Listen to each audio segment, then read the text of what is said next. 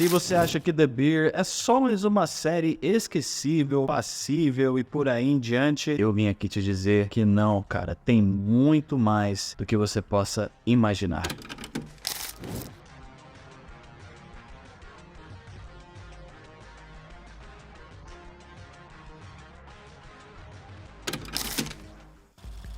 Carmen é um renomado chefe de cozinha que herda a lanchonete de sua família. Ele se vê no desafio de reorganizar toda a bagunça dentro da cozinha, como também dentro de sua vida.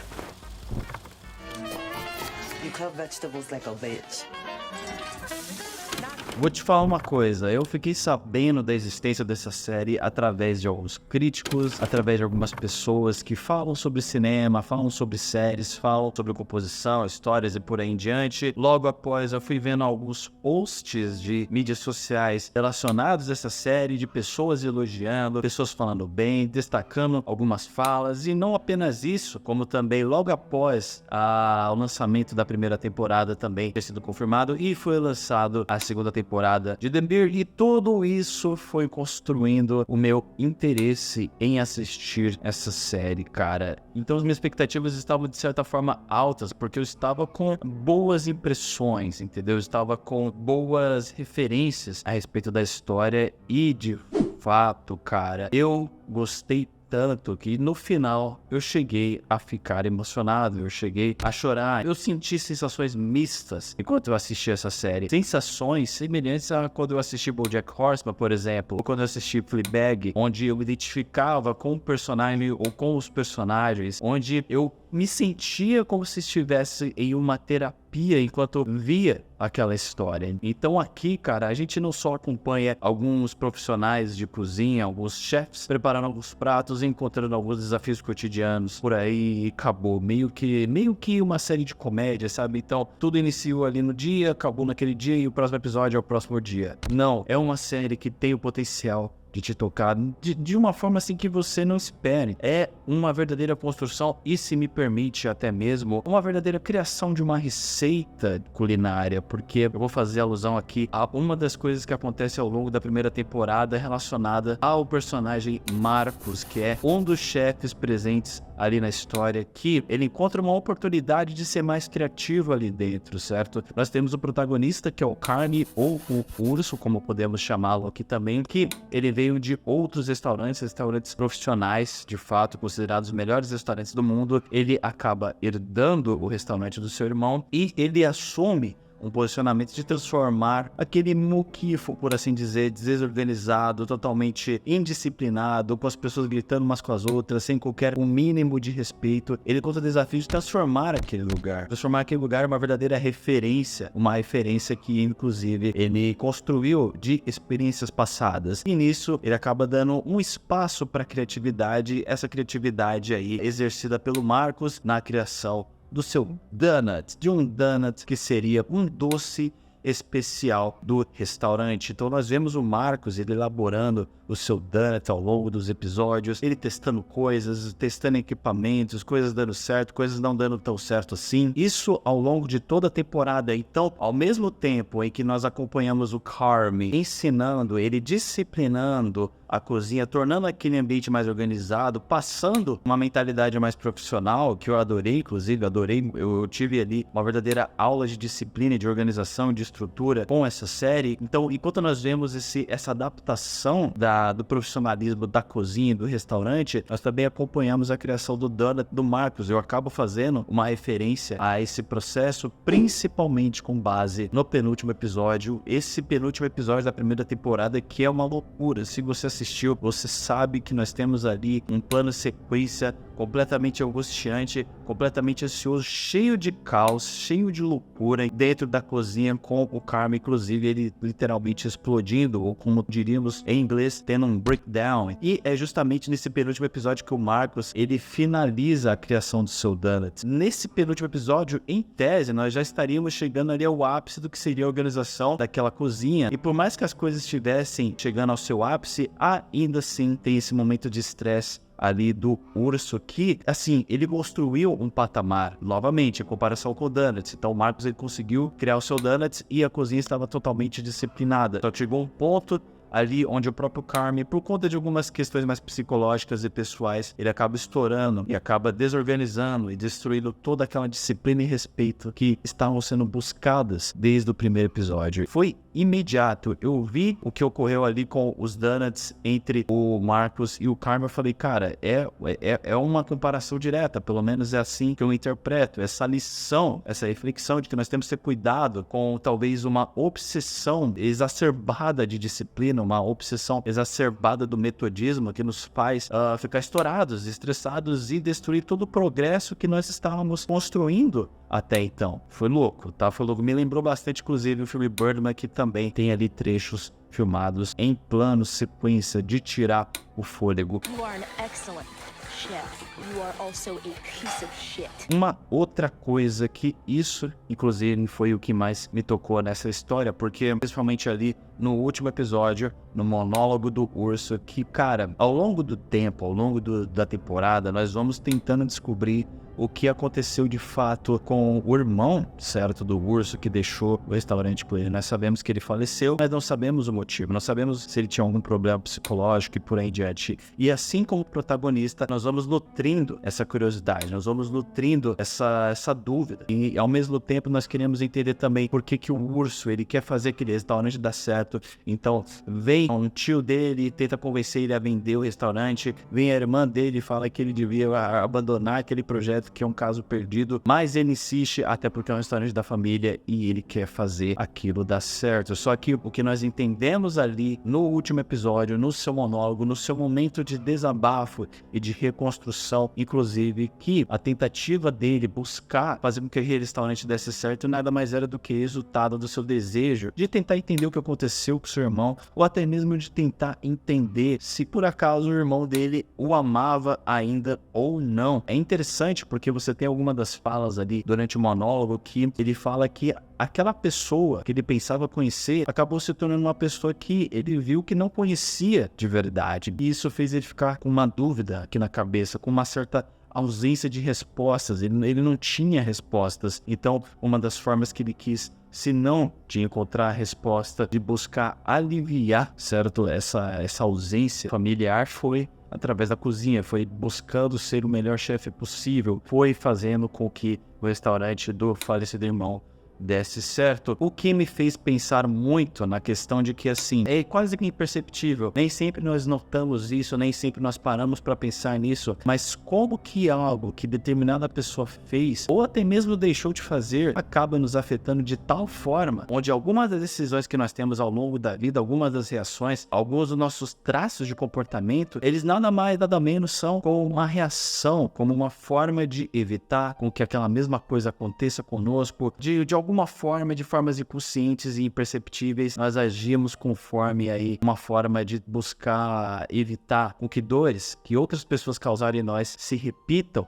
novamente, como uma forma de encontrar respostas que aquelas pessoas, porventura, não nos deram anteriormente por algum motivo. Sumiços que nós tivemos na vida, que nós não sabemos porque determinadas pessoas sumiram, não deram nenhuma resposta, ou elas sumiram e reapareceram e também não quiseram justificar o porquê que elas tinham sumido. E isso acabou gerando uma ferida e com isso a gente buscou ser uma pessoa, tivemos atitudes em que seria nada mais do que uma tentativa de evitar com que nós machucássemos de novo com novos desaparecimentos de outras pessoas próximas, ou com uma forma de buscar a resposta para tudo. A gente sente, nós sentimos, sim, quando alguém some na nossa vida, quando alguém muda de uma hora para outra o comportamento com a gente, e como que isso acaba se reverberando no nosso dia a dia, como isso acaba se reverberando no nosso trabalho, na nossa faculdade, por exemplo. Afinal de contas, o urso, ele tem um comportamento extremamente rígido que é decorrente ali não só da disciplina tamanha que ele acabou aprendendo nos outros restaurantes, como também uma tentativa de, cara, estar sob controle. Porque, querendo ou não, com o falecimento do irmão e com a distância dele, ele provavelmente se sentiu sem controle, ele não sabia o que estava acontecendo, ele não sabia mais quem era o irmão dele. Então, provavelmente, essa disciplina que o Carme tem e que ele busca impor na cozinha, também é uma forma de talvez manter o controle, de não se sentir refém novamente de um comportamento, enfim, que causa dúvidas e por aí adiante, que machuca. Foi um monólogo que tanto esclareceu alguns pontos da história, como também eu acabei me identificando muito. Eu sei um pouco dessa sensação de você ter alguém que é próximo, sumir da sua vida, sem qualquer tipo de justificativa, sem qualquer tipo de parecer, enfim, de consideração, e você agir, né? Passa os dias, passa a vida e você age de determinadas formas que só mais tarde que você entende que foi por causa daquele desaparecimento, daquela ausência, que você agiu daquela forma. Isso leva tempo para se compreender. And the more people I cut out, the quieter my life got. E nessa tentativa do Carmen também de buscar fazer dar certo o restaurante dele, ele acaba conhecendo a Sidney, essa personagem extremamente graciosa, que, cara, eu encontrei ali o seguinte, enquanto que o Carmen, ele tem todo o conhecimento técnico, toda a disciplina adquirida das suas experiências passadas, você tem a Sidney, que é uma pessoa que está começando na vida, de certa forma, certo? Mas que ela tem um espírito jovem, um espírito que deseja fazer a diferença de fato, e não ser só o técnico pelo técnico, o método pelo método, o robótico, como a própria personagem acaba falando. Ela tem o desejo de se destacar, mas também de ser diferente, não só para os clientes, como também dentro, né, dentro ali da cozinha, até porque ambos, segundo relatos de ambos, e principalmente ali em alguns flashbacks do Urso, já vivenciaram essa coisa meio que de McDonald's, como o Marcos acaba falando, onde não tem espaço para se pensar e é apenas seguir métodos, seguir rotina, seguir processo. Então a Sidney acaba sendo essa pessoa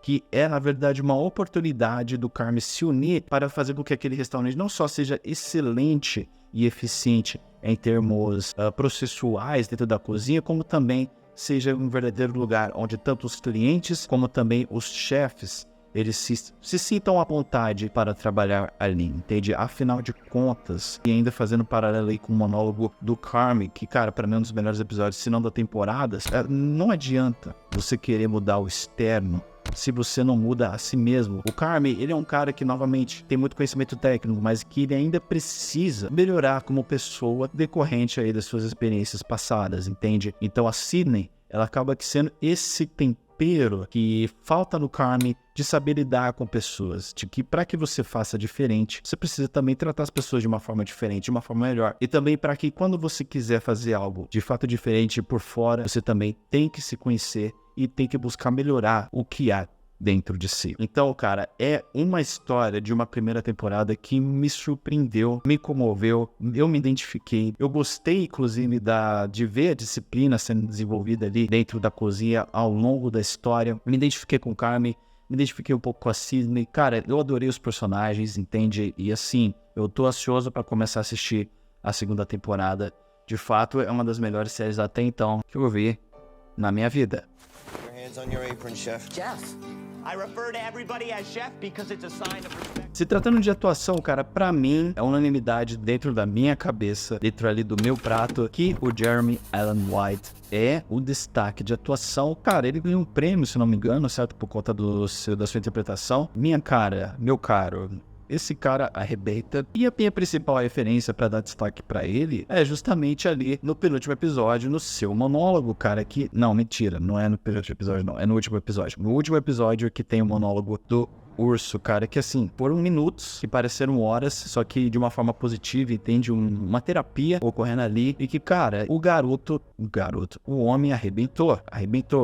Ele me cativou desde o início. Ele consegue transmitir ali a sensação de angústia, consegue transmitir ali uma personalidade mais introvertida. Ele é sensacional, não que os outros autores não tenham feito um excelente trabalho, todo mundo ali arrasou, mas de fato o protagonismo, o cara, mano, que na minha opinião, sabe, pô, ele conquista ali é o Jeremy Allen White, tá certo? Mas eu vou também dar aqui uma menção honrosa a o ator que interpreta o irmão dele, né? O irmão falecido ali, que agora me fugiu o nome, eu não acredito nisso, eu adoro ele, mas enfim, é legal ver ele como cozinheiro, entendeu? Então assim, eu gosto dele, eu acompanhei ele em Justiceiro, em Demolidor, vi um pouquinho em The Walking Dead, vindo um pouquinho em outros filmes. Ele é um ator que eu gosto, eu queria dar essa menção a ele e também, sim, os parabéns a todo o elenco envolvido ali nos personagens cozinheiros ali do restaurante, porque, cara, principalmente ali no penúltimo episódio com os long takes, certo? Ali com a filmagem sem corte, que, cara, deve ter exigido um nível, assim, de memória, um nível de... deve ter sido trabalhoso, e é isso, eu dou os créditos a eles também. Enfim, tá maravilhoso, tão maravilhoso.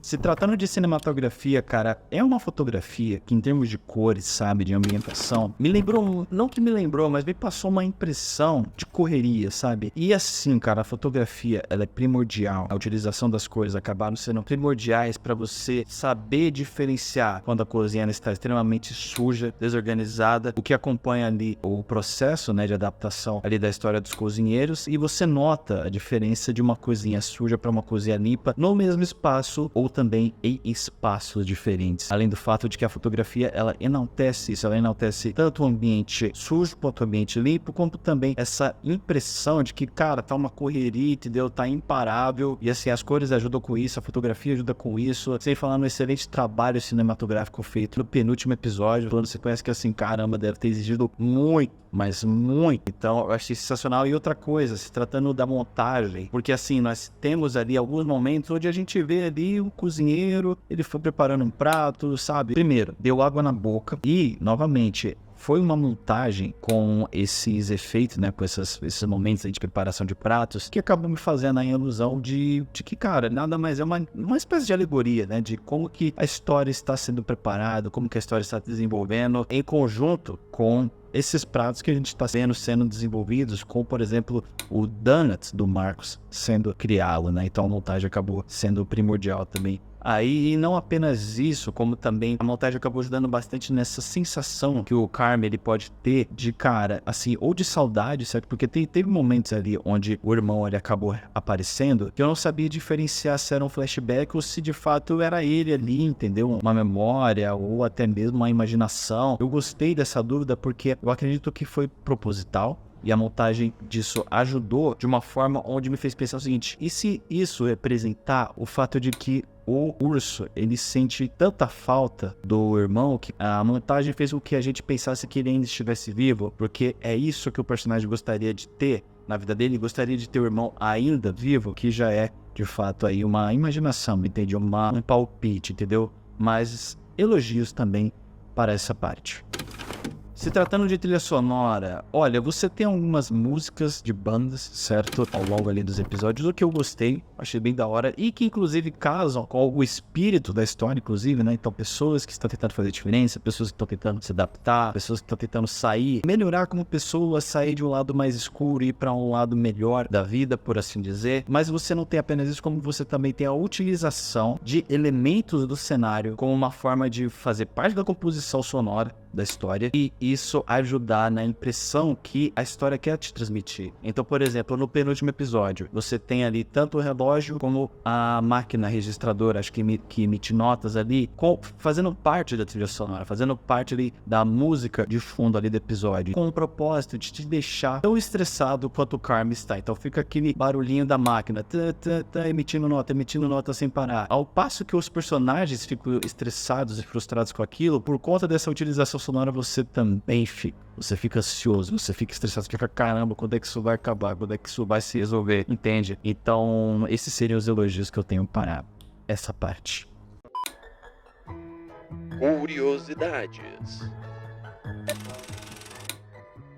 Tanto o ator protagonista Jeremy Allen como os outros visitaram e chegaram a trabalhar em alguns restaurantes, como parte da sua preparação para seus personagens. Allen disse que entrava na cozinha demonstrando gratidão, mas também pedindo desculpas por estar ali para aprender. A showrunner Joanna Kalo disse que a história da série, na verdade, tinha sido imaginada como um filme. Por conta disso, durante a produção, ela disse que ela e os outros membros da equipe criativa buscaram enxergar a série como um filme bem longo. Novamente, a showrunner Joanna Kalo disse que só foram contratados roteiristas que tinham alguma experiência com o dia a dia de trabalho em uma cozinha. Ela mesma trabalhou em uma sorveteria e disse ter amado a experiência. Você encontra essas e mais curiosidades no site do BuzzFeed. Just never had plátanos with like grass on it. E Rockadance, que você recomenda The Bear a primeira temporada? O Urso está mais do que recomendado, cara. Eu adorei, achei fantástico, entende? Do início ao fim, as coisas sendo explicadas, mas ao mesmo tempo não sendo facilmente explicadas, certo? Levando o seu tempo ali pra gente entender a questão. Adorei os personagens, adorei a história, adorei a fotografia, adorei a trilha sonora, adorei tudo, até porque isso me cativou, isso me fez lembrar uma parte da minha vida, isso me ajudou a me entender, diga-se de passagem, cara. Foi uma verdadeira terapia, cara, por isso que é um forte candidato a ser uma das melhores séries que eu já vi na minha vida, mas eu tenho que ver a segunda temporada e constantemente aí, né, ver aí até quando ela se finalize, tá certo? Espero que ela continue boa. Uma história extremamente excelente e de dar água na boca, como também lágrimas nos olhos. E o que eu tinha para falar sobre o Urso era isso. Muito obrigado pela sua atenção, pelo seu tempo. A gente se vê no próximo vídeo e na segunda temporada de O Urso. Grande abraço.